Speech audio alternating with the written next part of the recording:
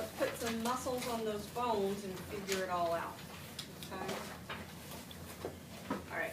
So when we're talking about the lower extremity, we're talking about the pelvis. Okay, so we've got basically hip bones on two sides. And we think of the pelvis as one unit, but it's actually two separate bones connected anteriorly at the pubis and posteriorly to the sacrum, which is actually part of the spinal column. Okay, the bones of the spine. In the hip bones, we've got the ilium, the ischium, and the pubis. Okay, so those are three parts of that.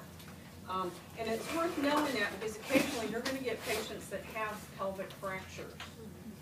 And they're going to say where in the pelvis those fractures are, and sometimes it makes a difference. If the fractures are over in this area, then the patient is likely not going to be weight bearing for a while because you don't want to destroy that socket, the acetabulum, by weight bearing, okay? Things like that. The thigh is going to be the femur, and then we've got the patella here. The patella, you'll remember, is what we call a sesamoid bone because it lives in that tendon, the tendon of the quadriceps, and so it's not really directly attached to the bones, but it helps support the knee and not hyperextending. Okay, then we go down into the leg. Okay, so this is the thigh, this is the leg or the lower leg. Okay, so the big bone here is going to be the tibia, and then the small lateral bone is going to be the fibula. So what does this construction remind you of? Remind you of the upper extremity, one bone here, two bones here.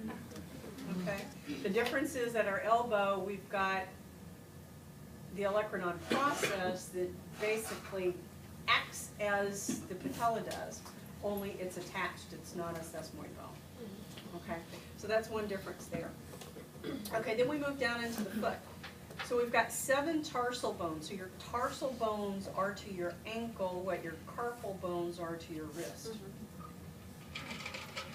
Okay, big difference is that you've only got 7 tarsal bones and you've got 8 carpal bones. Okay, T-tarsal, you're going to think ankle. Okay, so you're going to have your calcaneus, which is your heel, the talus, which is this big one right here that your tibia sits on, then the navicular, the cuboid, and 3 cuneiform bones. And then once we get down into the foot, the construction is very similar. You've got 5 metatarsals, just like you have 5 metacarpals, and 14 phalanges. So your big toe is like your thumb, you've just got 2 phalanges, the rest of the digits have 3. Okay?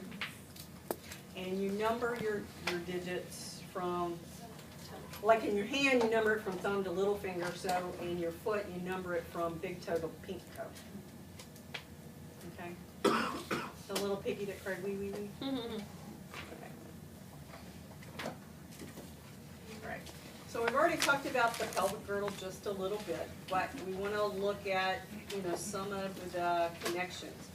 And so anteriorly, we're going to have the symphysis pubis. So this is going to be a cartilaginous connection anteriorly. I knew I'd seen you here somewhere before. I forgot you were meeting with Debbie. Okay, so you've got your symphysis pubis anteriorly. So this is like a cartilaginous joint. Then you've got your sacroiliac joint. This is the ilium, this is the sacrum, so sacroiliac joint. So this is, again, a cartilaginous joint between those two structures. And this, while it doesn't move a lot, it can move. So anybody that's ever been to a chiropractor, I'm sure they've told you that your SI joint is out. That's a pretty common thing. Yeah, it's a pretty common thing, and part of that comes from poor posture. There's lots of ways that you can jar that a little bit off. Okay. And then here's this lumbosacral joint. So this is where the lumbar vertebrae meets the sacrum.